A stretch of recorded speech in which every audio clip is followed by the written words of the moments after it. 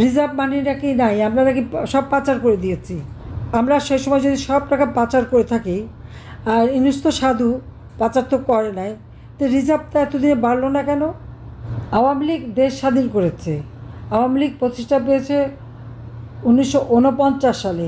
আজকে কোন মুখে, কোন সাহসে ডক্টর ইউনূস বলে যে আওয়ামী লীগ বলে কিছুই নাকি নাই, আওয়ামী লীগের দল নাই? 1,37,000 নেতাকর্মীকে গ্রেপ্তার করে রাখা হয়েছে। 5 লক্ষ নেতাকর্মীর বিরুদ্ধে মানে গ্রেপ্তারি পরোয়ানা মামলা, এবং না হলেও প্রায় 8-10 লক্ষ আওয়ামী লীগ নেতাকর্মীর বিরুদ্ধে মানে অজ্ঞাতনামা দিয়ে প্রায় লক্ষ লক্ষ নেতাকর্মীকে হয়রানি। প্রায় 1 কোটি স্থাপনা, মানুষ আওয়ামী লীগের নেতাদের ঘর বাড়ি, ব্যবসা প্রতিষ্ঠান, দোকানপাট, ইন্ডাস্ট্রি, কোনো কিছু নেই, সব আগুন দিয়ে জ্বালিয়ে পুড়ে ছারখার করে নিঃস্ব করে দিয়েছে। আওয়ামী লীগের আমলে কি দুর্নীতি ব্যাপকভাবে ছিল, এখন নাকি কোনো দুর্নীতি নাই। ইউনূস নিজেই তো দুর্নীতিবাজ। ক্ষমতায় আসতে না আসতেই তার বিরুদ্ধে যে দুর্নীতির মামলা ছিল 5টা, দুর্নীতি দমন কমিশন করেছিল, সেই মামলা প্রত্যাহার করে নিয়েছে। ট্যাক্স ফাঁকি দেওয়ার মামলা, 666 কোটি টাকা ট্যাক্স ফাঁকি দেওয়ার মামলা, সেটাও প্রত্যাহার করেছে। একই সাথে আরও যত দুর্নীতিবাজ, এমনকি আমেরিকান FBI এসে যার বিরুদ্ধে সাক্ষী দিয়ে গেছে তার মামলাও প্রত্যাহার, সমস্ত মামলা প্রত্যাহার। যত খুনি, জঙ্গি, সন্ত্রাসী কারাগারে বন্দী, তাদের সবার মামলা প্রত্যাহার করে দিয়ে তাদেরকে মুক্ত করে দিয়েছে। বলেছিল ইউনূস ক্ষমতায় এসে এই সমস্ত রোহিঙ্গাদের মিয়ানমারে ফেরত পাঠাবে, তারা নাকি মিয়ানমারের নিজের মাটিতে যে ঈদ করবে। ফেরত পাঠানো তো দূরের কথা, সে তো বলে একটা করে আর একটা। আরও 1.5 লক্ষ রোহিঙ্গা দেশে ঢুকেছে। আমাদের করিডোর মানে দেশ বিক্রি করা, সমুদ্র বিক্রি করা এবং সেন্ট মার্টিন দ্বীপ বিক্রি করা, এটাই তার লক্ষ্য। সেটা প্রায় বেচেই দিয়েছে। ওই বিক্রি করার মুচলেখা দিয়েই তো ক্ষমতায় আসতে পেরেছে, এটা হলো বাস্তবতা। কিন্তু সে যেটা বলে আপনারা দেখবেন মিথ্যা কথার ফুলঝুরি।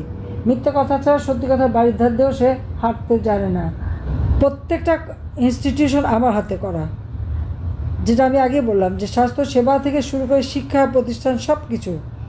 1990 সালে 6,000 টাকা বেতনে MD চাকরি পেয়েছিল গ্রামীণ ব্যাংকে, কিন্তু বিশ্বব্যাপী সে রটালো কি গ্রামীণ ব্যাংক নাকি তার নিজের করা। 1 টাকাও কি গ্রামীণ ব্যাংকে সে কখনো বিনিয়োগ করেছে? করেনি। বরং গ্রামীণ ব্যাংকের টাকা চুরি করে খেয়েছে। 96 সালে সরকার আসার পর, 98 সালে বন্যার পরে ওই গ্রামীণ ব্যাংকে আমি 400 কোটি টাকা দিয়েছিলাম যে ব্যাংকটা শক্তিশালী করবে, কারণ মানুষ ক্ষুদ্র ঋণ পাবে এবং সুদের হার কমাবে। সেই কথা রাখিনি। আর সেই 400 কোটি টাকা কোথায় গেল তাও খবর পাওয়া যায় না। গ্রামীণ ব্যাংকের টাকাও কিন্তু সে মেরে খেয়েছিল, এটা হলো বাস্তব কথা। আমার কাছে এসে ধর্ণা দিয়েছিল একটা টেলিফোন ব্যবসার জন্য, মোবাইল ফোনের ব্যবসার জন্য আমি উন্মুক্ত করে দিচ্ছি। একটা দিয়েছিলাম, বিএনপি মন্ত্রী জহিরুদ্দিন খান পেয়েছিলেন, ওপেন টেন্ডারে করা। ইউনূস সাহেব 3 নম্বরে ছিল, তার অনুরোধে তাকেও আমি দেই। কিন্তু সে টাকাও সেখানকার টাকাও কিন্তু অনেক টাকা পাচার করেছে এবং তার বিরুদ্ধে কিন্তু এই জন্য মামলাও হয়েছে। ট্যাক্স ফাঁকিতে ইউনূস তো চ্যাম্পিয়ন। গ্রামীণ ব্যাংকে যত অনুদানের টাকা এসেছে সেই টাকা গ্রামীণ কল্যাণ ফান্ড নামে সেই ফান্ডে রেখে সেখান থেকে আবার গ্রামীণ ব্যাংকে 2% সুদে ঋণ নিতে হতো, অথচ টাকা আসতো কিন্তু গ্রামীণ ব্যাংকের নামে। সে টাকা সে মেরে খেয়েছে। নোবেল প্রাইজ গ্রামীণ ব্যাংক পেয়েছে, ইউনূস তার সাথে 1 টাকাও গ্রামীণ ব্যাংকে রাখে নাই, সব টাকা নিজে আত্মসাৎ করেছে। ট্যাক্স ফাঁকি দেওয়া তো তার চরিত্র। এমনকি লেবারদের টাকা, তার নিজের কোম্পানির লেবার, তাদের ওয়েলফেয়ার ফান্ডে প্রফিটের 5% দিতে হবে, সেটা সে দেয়নি। ডিমান্ড করেছিল বলে লেবারদের চাকরি খায়, তারা মামলা করে, ইউনূস মামলা হেরে যায়। লেবার কোর্টে ইউনূস কিন্তু সাজাপ্রাপ্ত আসামি। বিশ্বব্যাপী আমি জানি না এরকম যদি হতো, এবং এই আমেরিকার লেবার অধিকার নিয়ে সবচেয়ে বেশি কথা বলতো, তো এখন তারা কী বলে, লেবার কোর্টে সাজাপ্রাপ্ত একটা আসামি লেবারদের অর্থ আত্মসাৎ করে, আর সেটা আবার কত কায়দা করে। যখন মামলা করে নেগোসিয়েশন করে, একটা ফান্ড রাখে আলাদা অ্যাকাউন্ট করে, কিন্তু সেই ফান্ডের থেকে আবার 25 কোটি টাকা ইউনূস তুলে নিয়ে লেবার লিডার 2 জনকে 3 কোটি টাকা করে ঘুষ দেয়। লেবার যিনি লয়ার তাকেও টাকা ঘুষ দেয়, সেখানে ধরা পড়ে এবং সেই মামলাও কোর্টে ছিল। এবং লেবার কোর্টে তার 6 মাসের সাজা হয়। ক্ষমতা এসে আগে সে এই সমস্ত মামলা প্রত্যাহার করে। শুধু প্রত্যাহারই করেনি, তারপর কী করে, ম্যান পাওয়ার ব্যবসা, ডিজিটাল ওয়ালেটের ব্যবসা, একটা বিশ্ববিদ্যালয়ের ব্যবসা, স্বাস্থ্য হাসপাতালের ব্যবসা, সব ব্যবসা, এবং এমনকি ইন্টারলিঙ্কসের ব্যবসা, সব ব্যবসায়ী সে লুটে নিয়ে বসে আছে। এলএনজির টাকা, বিদ্যুৎ বিলের টাকা, পেট্রোল কেনার টাকা, সব কিছু তো আমরা রেখে এসেছি। যত বিল প্রতি মাসে পেমেন্ট করার, ইউনুস আগস্ট মাসে সরকার আসার পর একটা বিলও পরিশোধ করেনি। 6-7 মাসের বিল যখন এক টাকায় জমা হয়ে যায়, সব দোষ নাকি আওয়ামী লীগের উপর। আওয়ামী লীগ নাকি কোনো বিল দেয়নি, উনি নাকি শোধ দিচ্ছেন। তো উনি তো পেন্ডিং রেখেছেন, সত্যতা দিতেই হবে। আর আমার তো বাজেটের টাকা ধরা ছিল, কেন দেয়নি সে জবাব তো তাকে দিতে হবে যে কেন দিল না। আওয়ামী লীগ তো কোনো দিন বা বাংলাদেশ কখনো লোনের ডিফল্টার হয়নি।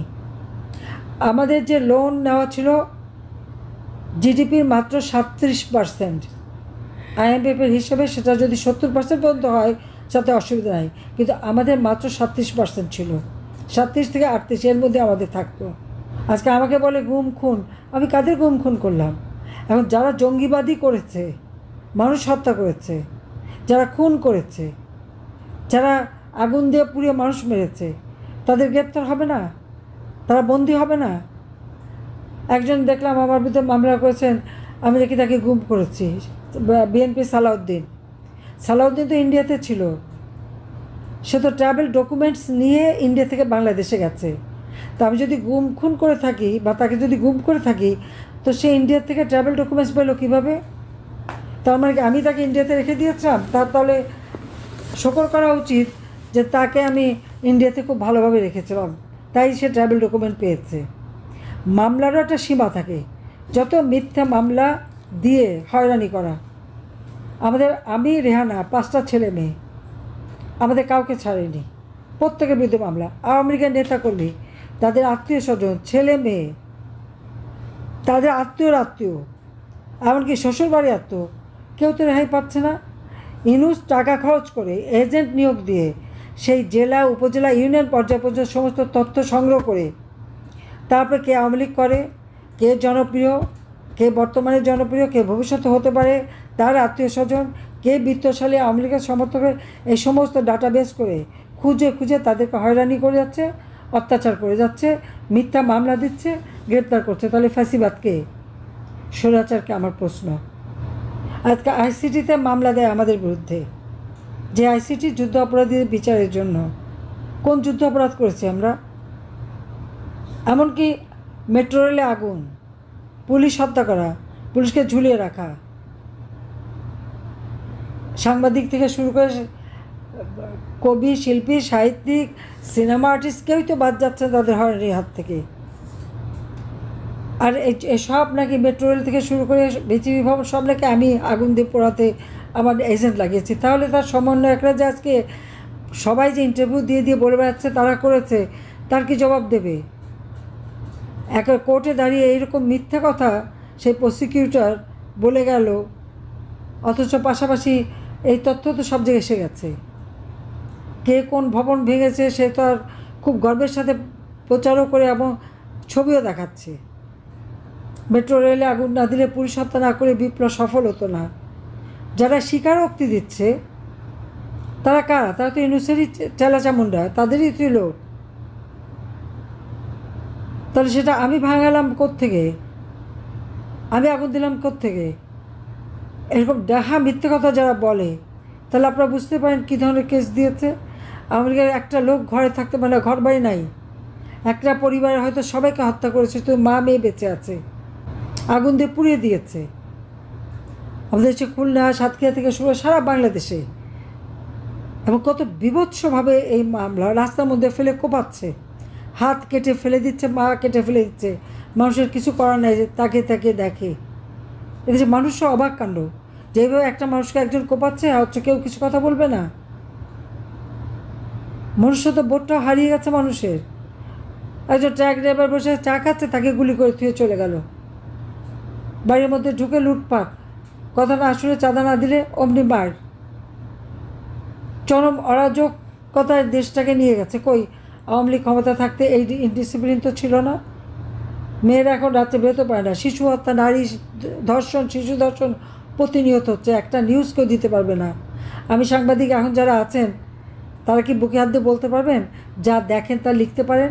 পারেন না লিখতে, কারণ আপনারা লিখলে আপনাদের সব পুড়িয়ে ফেলবে সেই ভয়ে।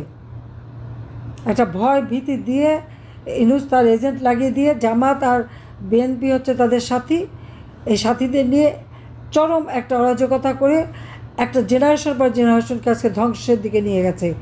আর তার মধ্যে আবার দেখি চক্ষু ইনস্টিটিউট, এত চমৎকার একটা ইনস্টিটিউট করে দিয়েছি, সেখানে দেখা গেছে যে তারা জল কেলি খেলে, তারা নাকি রোগী, ক্যাবিন দখল করে বসে আছে, লোক দেখলে চোখে ব্যান্ডেজ লাগিয়ে বসে থাকে, একই সময় ঘুরে বেড়ায়, আর সেখানে পানি দিয়ে সাবান পানি দিয়ে তারা পিছলা কেটে সেখানে খেলে বেড়াচ্ছে। এটা কোন ধরনের কথা?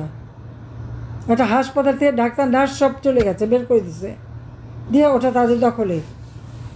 মানে কীরকমভাবে একটা দেশকে, একটা জাতিকে ধ্বংস করে যাচ্ছে সেটাই দেখেন। করিডোর দেওয়ার নামে এবং আমাদের চট্টগ্রাম পোর্ট বিক্রির নামে আজকে দেশটাকে বেঁচে দিচ্ছে। কেন? তার ক্ষমতা থাকার জন্য। আমার কাছে তো প্রস্তাব এসেছিল, কিন্তু নিজের দেশে মাটি, দেশ বিক্রি করে, সমুদ্র বিক্রি করে আমাকে ক্ষমতায় থাকতে হবে, ওই দণ্ডতায় আমি ভুগি না। এই দেশকে আমরা রক্ত দিয়ে স্বাধীন করেছি। ইউনূসের কি, তার তো কোনো অবদান নাই, সেজন্য সে বিক্রি করতে পারে। তার ক্ষমতাটা দরকার। 90,000 কোটি টাকা শেয়ার মার্কেট থেকে কে পাচার করলো? রিজার্ভ মানি নাকি নাই, আমরা নাকি সব পাচার করে দিয়েছি। আমার একটা প্রশ্ন, আমি তো 26 বিলিয়ন রেখে এসেছিলাম। আজকে যদি আমরা সেই সময় যদি সব টাকা পাচার করে থাকি, আর ইউনূস তো সাধু, পাচার তো করে নাই, তো রিজার্ভটা এতদিনে বাড়লো না কেন? তো বেড়ে তো অন্তত 50 বিলিয়নের উপরে হওয়ার কথা। কারণ সে যে হারে যত টাকা বলছে আমি পাচার করেছি, আজকেও তো বললো কি 200 কত মিলিয়ন আমি নাকি পাচার করেছি, তাহলে সেটা তো রিজার্ভে জমা হওয়ার কথা ছিল। এই 9 মাসে তো তার তো জমা দেওয়ার কথা ছিল, সে কত জমা দিতে পেরেছে? বরং আমার বাজেটের টাকা তো সে মেরে খেয়েছে। সমস্ত বিল পেমেন্টের যত টাকা ছিল সবই সে জমা রেখে পরে দিয়ে বাহবা নেওয়ার চেষ্টা করে। আমার করা কাজ উদ্বোধন করে তিনি বাহবা নেন। আজ পর্যন্ত দেশে কোনো বিনিয়োগ এসেছে? আসেনি। দেশি বিনিয়োগ হয়েছে? হয়নি। ব্যবসায়ী কেঁদে বেড়াচ্ছে, বলে টাকা নাই। তো টাকা গেল কোথায়? টাকা গেল কোথায়? মূল্যস্ফীতি সব জিনিস নাকি কমিয়ে দেবে, ডাবল ডিজিটে আজকে মূল্যস্ফীতি। মানুষের তো আয় রোজগারই নাই, কেনা বেচা নাই, ব্যবসা নাই।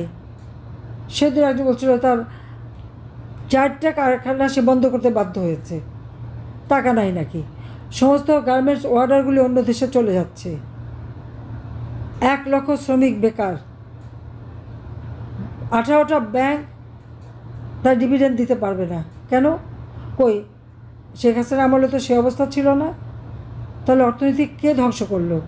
এই 9টা মাসের মধ্যে আমার অর্থনীতি সম্পূর্ণ ধ্বংস করে দেশকে দেউলিয়া করে দিয়েছে। এটা হলো সবথেকে বড় কথা। যে আজকে কেন দেশটাকে এভাবে ধ্বংস করলো সেটাই প্রশ্ন। সেদিন ফিরে এসেছিলাম যে লক্ষ্য নিয়ে, সে লক্ষ্য বাস্তবায়ন করেছি। বাংলাদেশকে উন্নয়নশীল দেশের মর্যাদায় উন্নীত করতে সক্ষম হয়েছি। বাংলাদেশের মানুষের জীবনে শান্তি, নিরাপত্তা দিতে পেরেছি। কিন্তু অপবাদ ছড়িয়ে দিয়ে, মিথ্যা কথা বলে এবং জঙ্গি সন্ত্রাসীদের সহায়তায় ক্ষমতা দখল করে অবৈধভাবে ইউনূস ক্ষমতা এসে আজকে দেশকে ধ্বংসের কিনারায় নিয়ে গেছে। জানি না আল্লাহ রাব্বুল আলামিন বারবার আমাকে বাঁচিয়ে দেয়। সেই 17 এপ্রিল 81 সালে, 17ই মে 81 সালে বাংলাদেশে ফিরে এসেছিলাম। তারপর থেকে বারবার মৃত্যুর মুখোমুখি হয়েছি, কিন্তু কখনো পিছু হটিনি। কিন্তু এবারে যখন যদি আমি ওখানে থাকতে যেতাম, বাধা দিতাম, হয়তো আরও কয়েকশো লোক মারা যেত। আমি চাইনি লাশের উপরে লাশ ফেলে থাকতে। কারণ যতগুলি হত্যাকাণ্ড হয়েছে, ওই আবু সাইদের হত্যা, মুগ্ধর হত্যা, সমস্ত হত্যাকাণ্ডের জন্য দায়ী ইউনূস নিজে। কারণ সে তো এই সমন্বয়কদের সাথে কথা বলতো, এটা তো সমন্বয়করাই বলছে। এমনকি 1 আগস্টও কথা বলেছে। তারা কর্মসূচি দিয়েছিল 6 আগস্ট, ইউনূস কথা বলে সেই কর্মসূচি 5ই আগস্ট নিয়ে এসেছে, কারণ 6ই আগস্ট তার ওই ট্যাক্স ফাঁকি দেওয়া মামলার রায় দেওয়ার কথা ছিল, কাজে সে আগে ভাগে সেটা নিয়ে এসেছিল, সেটা অস্বীকার করতে পারবে না।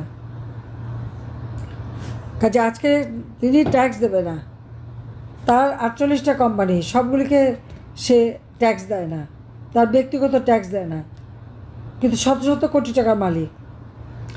2023 সালের হিসাবে মাত্র 3টে ব্যাংকে তার 118 কোটি টাকা। কোথা থেকে পেয়েছে এত টাকা? এর বাড়ি তো আরও টাকা, বিদেশেও তো তার প্রচুর টাকা। এত টাকা সে বিদেশে পেলো কোথা থেকে? 6,000 টাকা বেতনের চাকরিজীবী এত টাকা বানালো কোত্থেকে? সে জবাবটা কি দেবে সে কখনো? আর এই জবাবটা কেউ চায় না কেন? কারণ তার অনেক টাকা হয়ে গেছে সেই জন্য। আর আমাদের তো কিছু নাই, আর নাই বলে আমাদের বিরুদ্ধে সমানে নির্যাতন। জয়, পুতুল, ববি, জুলি, পবন্তী কাউকে বাদ দিচ্ছে, রেহানা কাউকে বাদ দিচ্ছে না। আমরা তো আছি, মার্ডার কেস তো সব আমার। হত্যা করে ইউনূস, মামলা দেয় আওয়ামী লীগের বিরুদ্ধে। প্রত্যেকটা তো ভিডিও ফুটেজ আছে, যারা পা বেঁধে দড়ি দিয়ে বাঁধছে, যারা পিঠে পিঠে মারছে, সবই তো আছে। সেগুলি খুঁজে খুঁজে সবাই বের করেন, দেখান। কাজে আমি এইটুকু বলবো যে আজকে এই দিনে আমি ফিরে এসেছিলাম, যে লক্ষ্য নিয়ে সে লক্ষ্য পূরণ করে বাংলাদেশ যে বদলে যাওয়া বাংলাদেশ, সেটা করতে পেরেছিলাম। কিন্তু সেই সমস্ত সফলতা, বাংলাদেশের মানুষের সুখ শান্তি সব কেড়ে নিয়ে গেছে এই দুর্বৃত্ত, স্বেচ্ছাচারী, ফ্যাসিবাদী ইউনূস এবং তার গং। আর এই যুদ্ধাপরাধীরা তার সাথে সামিল হয়েছে। বিএনপি লুটপাট আর অগ্নিসন্ত্রাসে ব্যস্ত, আর জামাত শিবির মানুষ হত্যা করা আর প্রত্যেকটা জায়গায় নিজেদের লোক বসানো, এই কাজই তারা করে যাচ্ছে। আর আওয়ামী লীগের হয়রানি করা, আওয়ামী লীগের শেষ করা। আওয়ামী লীগটা কি নাই? আওয়ামী লীগ নাই মানে আওয়ামী লীগের কার্যক্রম স্থগিত করে, আওয়ামী লীগের নিবন্ধন বাতিল করে। কে বাতিল করলো? যে নির্বাচন কমিশন বসিয়েছে সেটা তো দলীয়করণ করেছে। আওয়ামী লীগের আমলে আইন পাশ করে সেই আইন মোতাবেক আমরা নির্বাচন কমিশন করেছিলাম। 2024 সালের যে নির্বাচন আমি চ্যালেঞ্জ দিচ্ছি, এই নির্বাচনে একটা কোনো রকম কারচুপি হয়েছে একটা প্রমাণ করুক। আজ পর্যন্ত কোনো একটা প্রমাণ করতে পারেনি, শুধু মুখের কথা দিয়ে বলে যাচ্ছে। প্রত্যেকটা নির্বাচনে যেটা হচ্ছে যে এটাকে কন্ট্রোভার্সিয়াল করা, কিন্তু আওয়ামী লীগের আমলে প্রত্যেকটা নির্বাচন অবাধ, নিরপেক্ষ, সুষ্ঠু হয়েছে। এটা আমি চ্যালেঞ্জ দিয়ে বলতে পারি যে একটা অনিয়ম দেখাক 2024 নির্বাচনে।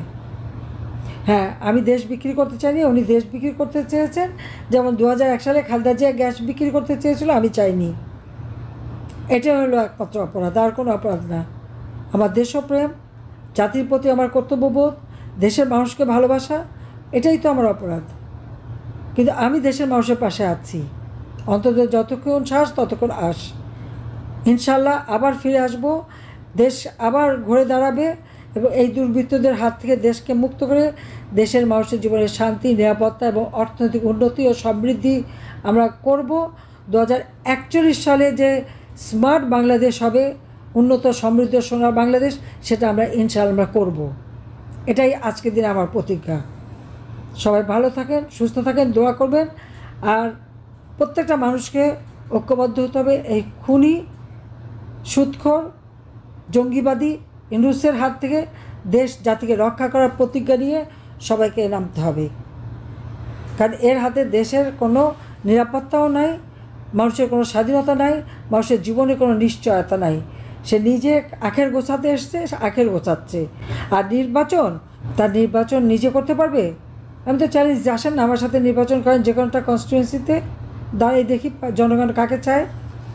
সেটা করতে সাহস নাই।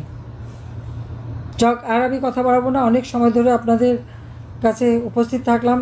সবাই ভালো থাকেন, সুস্থ থাকেন, সেই দোয়া করি।